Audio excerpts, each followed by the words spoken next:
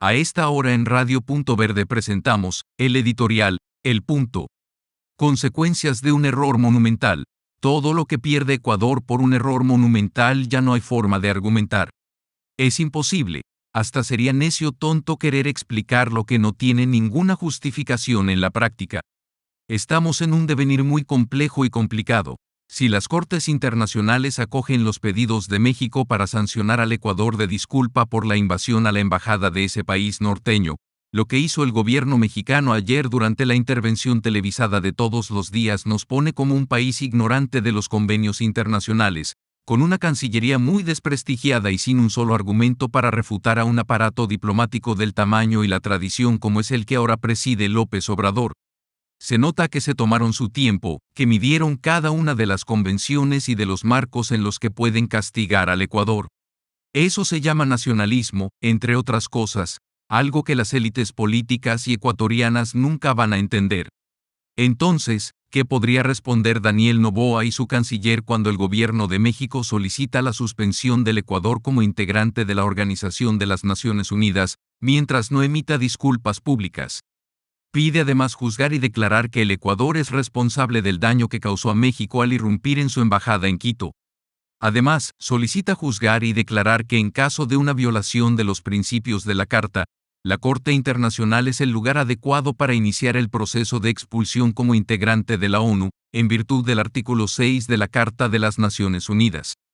Pero, como hay tontos útiles y se acomodan a las circunstancias, ciertos voceros oficiosos, esos de la mafia mediática en particular, han dicho que pasará lo mismo que con Colombia cuando nos invadió el territorio en marzo del 2008.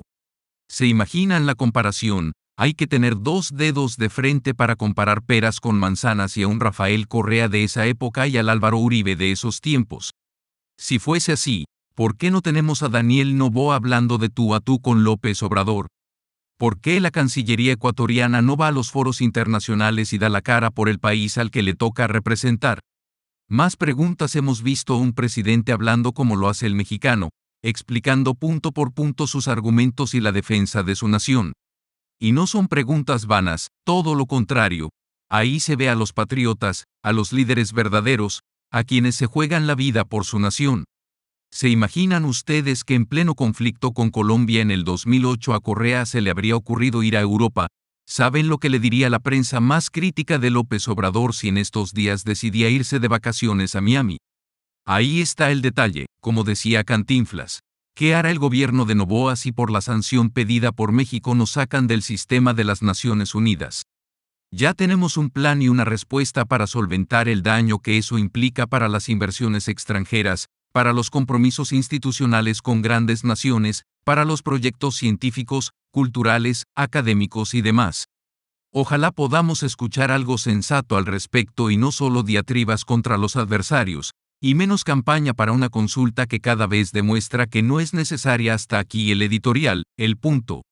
Sintoniza, disfruta y déjate llevar por la magia de Radio Punto Verde. Síguenos en todas nuestras redes sociales, comparte con tus amigos, te esperamos.